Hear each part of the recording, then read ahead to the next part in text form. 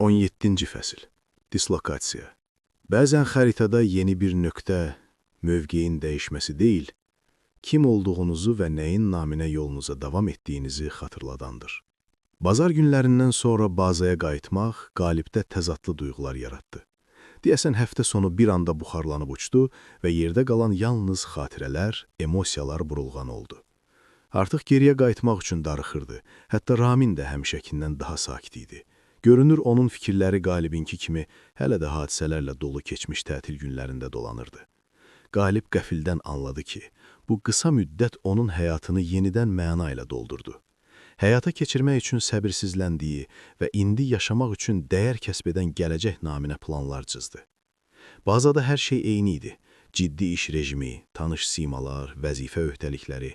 Lakin qısa fasilədən sonra hər şey biraz fərqli görünürdü. Aydın idi ki, xidmət yox, ona münasibət dəyişib.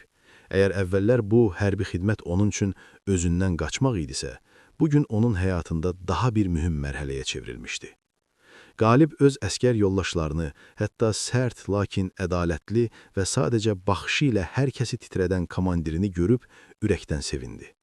Amma onu biraz da yaxşı tanıyan hər kəs dəqiq bilirdi ki, o sərt xasiyyətinə baxmayaraq hər bir əskərinə dəyər verir və onların hər biri üçün canı verməyə hazırdı. Komandir hardasa təbəssüm, hardasa atalıq qayğısı ilə uşaqlara sərt bir şəkildə nəzər salaraq elan etdi. Əsl vaxtında gəldiniz. Dislokasiya başlanıb. Sabah səhər tezdən yola çıxırıq. Yol uzundur. Əşyalarınızı yığa bilərsiniz. Tovuz rayonuna gedirik. Orada vəziyyət yaxşı deyil. Bizə əlavə hərbi qüvvə lazımdır. Komandir gözdən itəndə Asif əlavə etdi. Kalon sübh çağı yola çıxdı. Kamuflyaj torunda bükülmüş döyüş texnikası kənd yollarında ağır şəkildə yuvarlanırdı. Maşınların arxasında duz bulutları qalxırdı. Səhər saatına və soyuğuna baxmayaraq, döyüşçülər gümrah və ayıq-sayıq görünürdü. Yavaş-yavaş hərəkət edirdilər. Hər 50 kilometrdən bir kalon avadanlığı yoxlamaq, su içmək, yenidən qruplaşmaq, tonqal ətrafında isinmək və isti çay içmək üçün qısa dayanacaqlar etdi. Kəşfiyyat qrupu puskuların və ya dağıdılmış ərazilərin olub-olmadığını yoxlayaraq irəliləyirdi. Yol əvvəlcə düzənliklə Ağdam çölünün tanış yerləri ilə gedirdi. Sonra getdikcə daha çox təpələr, sıx meşə zolaqları, dar keçidlər başladı. Dağlara yaxınlaşdıqca Tovuz rayonunun sərhədlərinə doğru relyef daha da mürəkkəbləşdi. Sıldır yamaclar, çaylar, yollar boyunca qoyur daşlar. Sürəti azaltmaq və ayıq-sayıq olmaq lazım idi. Son vaxtlar bu ərazidə təxribat tez-tez olurdu və dörd gözlə ətrafa boylanmaq pis olmazdı. Kəşfiyyatçılar həmişə olduğu kimi yolu yoxlayaraq irəliləyirdilər. Puskuları, dağıdılmış körpüləri və minalanmış əraziləri axtarırdılar. Daha da fikirli olmusan, deyən Ramin növbəti dayanacaqda Qalibə üst tutdu. Daha sakit desən yeri var, Qalib razılaşdı. Sən sakit olanda belə donmuş qaynar su kimisən, Ramin güldü. Yaxşı, sakit ol, sənə hədiyyəm var, onu verməyi tamam unutmuşam. Ramin sakitcə davam etdi və cibindən fotoşəkil çıxardıb oğlana üz atdı. Günayın şəklini neyniyirəm? Qalib təəccüblə soruşdu. Bağışla çaşdım, deyən Ramin dərhal başqa bir şəkli Qalibin əlinə verdi. Yoxlamaq istəyirdin? Düzünü desəm, bu mənim yox, Günayın fikri idi. Bu şəkli o sənin üçün çəkib. Bu onun şərti idi və mən söz vermişdim. Dost da bir bax, əgər sınaqdan keçməsəydim, onda necə olacaqdı? Mən heç nə deməyəcəkdim, Ramin güldü. Qalib əlindəki şəkli sıxdı. Onun həyatına adətən təsadüfən qədəm qoyan, lakin onun ürəyində keçici bir xatirədən başqa bir şeylər buraxan qız, iri, gözəl gözləri ilə ona baxırdı. O vaxtdan sonra içindəki hər şey dəyişdi. Düşüncələri, xofları, ümidləri. Fotonu iç cibinə qoyub, dağların arxasında səhər buludlarının tüstüləndiyi uzaqlara baxdı. Günaya de ki, bu hədiyyə üçün ona minnətdaram, sakitcə dilə gəldi.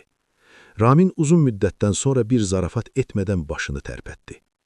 Bu zaman qısa əmr verildi, yenidən yola düşmək vaxtı gəldi.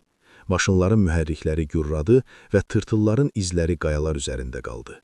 Qalib ayağa qalxdı, əlini ürəyinin üstündə fotoşəkilin olduğu yerə qoyub sıxdı. Ona elə gəlirdi ki, bu şəkil onu qoruyacaq tilsimdi. Üfüqün o yanında nələrlə qarşılaşacağını bilmirdi. Bilirdi ki, qarşıda yuxusuz necələr, atışma və ürək sıxıntısı olacaq. Amma indi onun içində əvvəlcə olmayan bir şey vardı. Gələcəyə ümid və onun naminə o daha da irəli getməyə hazır idi. Son kilometrləri dəf edən kolon əsas yoldan çıxaraq kənd yoluna tərəf dönəndə artıq gecə yarısını keçmişdi. Uzaqda qoyur beton hasar və gözətçi qüllələri görünürdü. Tovuzdakı baza o qədər də qonaqpərvər görünmürdü. Bu funksional ordu obyekti idi. Köhnə qazarkalar, boş təlim meydançası, içində küləklərin ulladığı ambarlar. Mühərriklər bir-bir dayandı. Axşam havası xışıltı səsləri ilə doldu.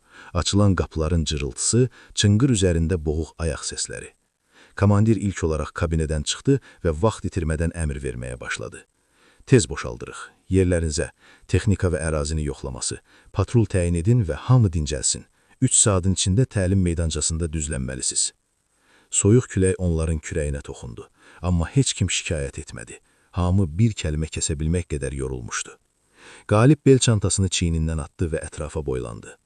Qayalıq yamaclar və göy səma fonunda görünən baza, narahat zonanın kənarında müvəqqəti adaya bənziyirdi.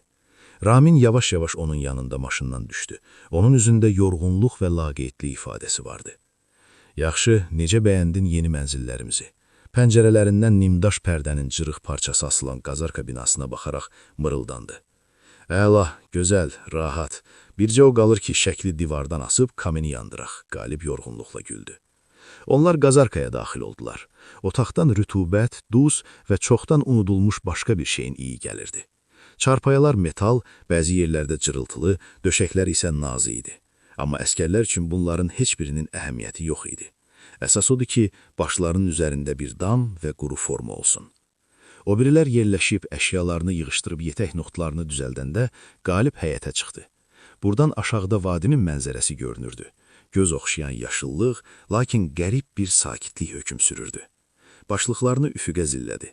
Hardasa oralarda, təpələrin o yanında təhlükə ola bilər ya da heç nə olmaya bilər. Sadəcə olaraq intizarla dolu sükut. Və yenə də onun daxilində hüzur var idi.